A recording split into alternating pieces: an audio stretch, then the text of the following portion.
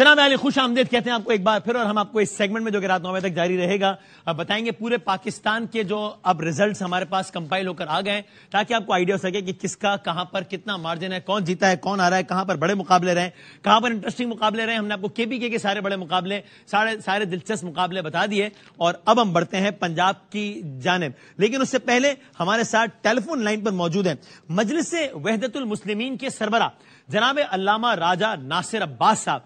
हम उनसे बात करेंगे और इसका पस मंजर ये है, एक तो अल्लामा राजा नासिर अब्बास साहब MWM बतौर जमात खड़ी है इमरान खान साहब के साथ, ये जेल में मिलकर भी आए हैं, और ये भी तज्जिया हुआ है, और इन्हीं से पूछते हैं कि क्या अंडर डिस्कशन रहा है, ऐसा हो सकता है या नहीं कि हो, चूंकि अब MWM पार्लिमानी जमात भी बन गई है। कुरम एजेंसी से साजिद तूरी साहब को शिकस्त देकर MWM का बंदा जीत गया है, जो कि अब मेंबर नेशनल असेंबली है।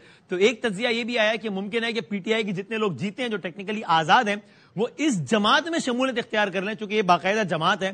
तो जब इस जमात के मिसाल के तौर पर 100 या कितने भी MN हो जाएंगे, तो इसकी बुनियाद पर इनको कौमी असेंबली में मखसूस नशिस्तों वाला कोटा भी अलॉट हो जाएगा, और यूं PTI के मेंबरान की तादाद बढ़ जाएगी।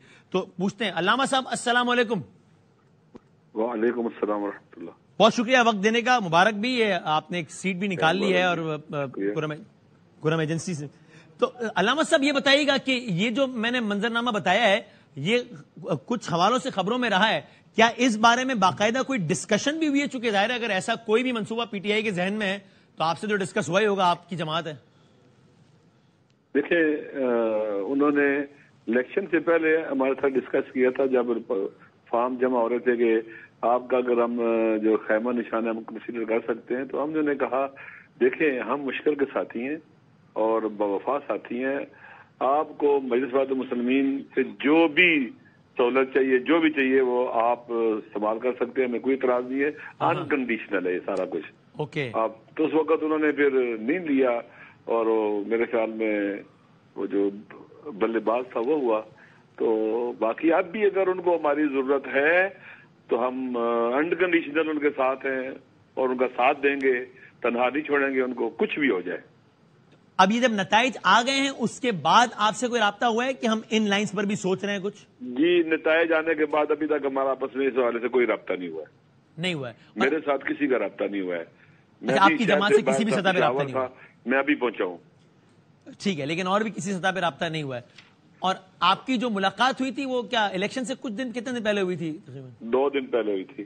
तब कोई ऐसी खास बात उस मुलाकात की? देखें, उस मुलाकात में यही बात हुई थी, खान साहब ने कहा था कि मैं आजादी की खातिर अपनी जान दे सकता हूं, मैं सर नहीं झुकाऊंगा, मैं डटा रहूंगा पाकिस्तान को गुलामी से निजात दिलाने के लिए, और इसकी आजाद खारजा पॉलिसी के लिए, इसकी दाखिली खुदमुख्तारी के लिए, इसे बावकार मुल्क बनाने के लिए, इसे सावरन कंट्री और एक कौम बनाने के लिए पाकिस्तान के अवाम को मैं सब कुछ कुर्बान कर दूंगा, पीछे नहीं हटूंगा।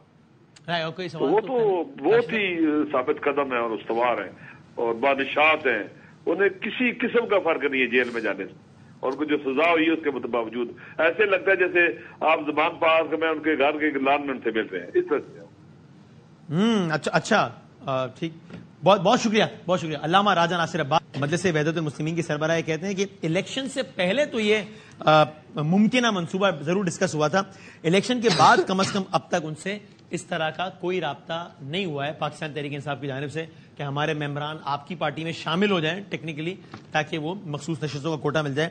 तो देखते हैं क्या होता है।